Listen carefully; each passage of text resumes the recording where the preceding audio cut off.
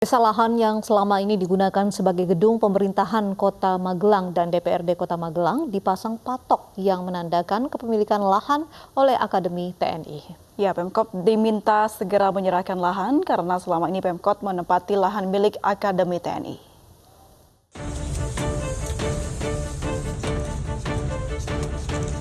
Anggota Akademi TNI mendatangi gedung kantor pemerintahan Kota Magelang di Jalan Sarwo Edi Wibowo untuk memasang patok. Tercatat sedikitnya ada 5 patok yang dipasang di lahan seluas 40.000 meter persegi ini. Patok menandakan kepemilikan lahan milik Departemen Pertahanan dan Keamanan, Mako Akabri. Pemasangan patok sebagai tindak lanjut upaya mediasi yang sudah berlangsung sejak 4 tahun silam.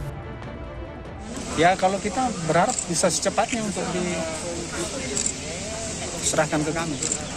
Ya. Tapi tidak ada batas waktu kapan gitu ya? Ya, kalau dari pimpinan kami ya segera.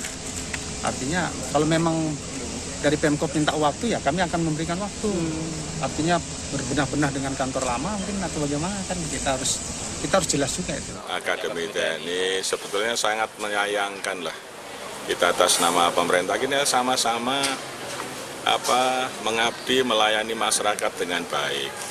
Kan sudah ada komunikasi, ada rapat-rapat yang dipimpin oleh Pak Sekjen Depdagri. Kemarin kami seharian rapat di sana dan pimpinan rapat memutuskan untuk ditunda.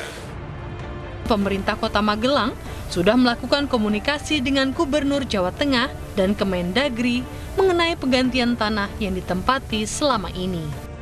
Wali Kota menegaskan, meski ada pematokan, pelayanan di lingkup pemerintah Kota Magelang tidak terganggu.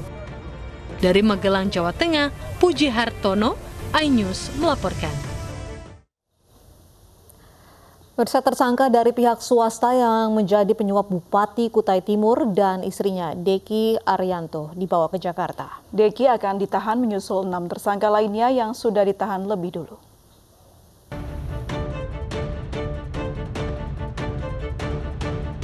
Salah satu tersangka dugaan suap pekerjaan infrastruktur di lingkungan pemerintah Kabupaten Kutai Timur, Deki Arianto, tiba di Jakarta Sabtu siang dari Samarinda, Kalimantan Timur.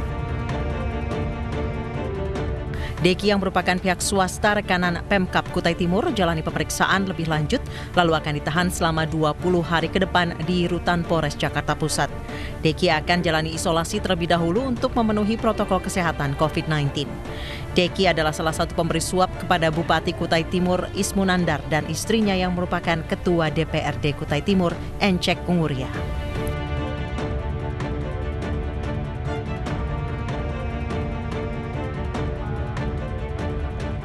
Kemarin bersama 4 tersangka lainnya, Bupati Kutai Timur dan istrinya sudah jalani pemeriksaan. Kini Ismunandar, Encek Unguria, serta 3 pejabat Kutai Timur ditahan di rutan KPK. Sementara Aditya Maharani yang memberi suap ditahan di Polda Metro Jaya. Tim Liputan iNews melaporkan.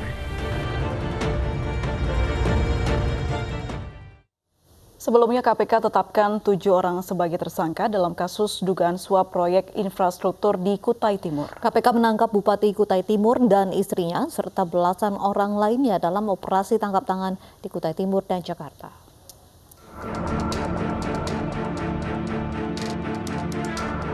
Komisi Pemberantasan Korupsi menangkap Bupati Kutai Timur Ismunandar dan Ketua DPRD Kutai Timur Encek Unguria dalam kasus dugaan suap proyek infrastruktur di lingkungan Pemkab Kutai Timur tahun 2019-2020. Ismunandar dan Encek Unguria beserta belasan orang lainnya ditangkap dalam operasi tangkap tangan di Jakarta dan Kutai Timur. Dari belasan yang diringkus, KPK menetapkan 7 orang sebagai tersangka, termasuk pasangan suami istri Ismunandar dan Encek Unguria. 3 pejabat Kutai Timur lainnya yang juga ditetapkan sebagai tersangka yakni Kadis Pekerjaan Umum Aswandani, Kepala Badan Pendapatan Daerah Musyafa, dan Kepala Badan Pengelolaan Keuangan dan Aset Daerah Suryansyah. Kelimanya diduga menerima suap dari 2 orang pihak swasta atau rekanan proyek, yakni Aditya Maharani dan Deki Arianto, yang turut ditetapkan sebagai tersangka. Dalam kegiatan penangkapan ini, KPK telah mengamankan 16 orang pada hari Kamis tanggal 2 Juli 2020 – 19.30 sekitar jam 19.30 WIB. 6 orang tersangka di beberapa tempat antara lain di Jakarta, Samarinda, dan di Kutai Timur. Dalam kasus dugaan korupsi pengerjaan infrastruktur di lingkungan Pemkab Kutai Timur, KPK menyita uang tunai Rp179 juta, buku tabungan Rp4,8 miliar, dan deposito senilai Rp1,2 miliar. Tim Liputan iNews melaporkan.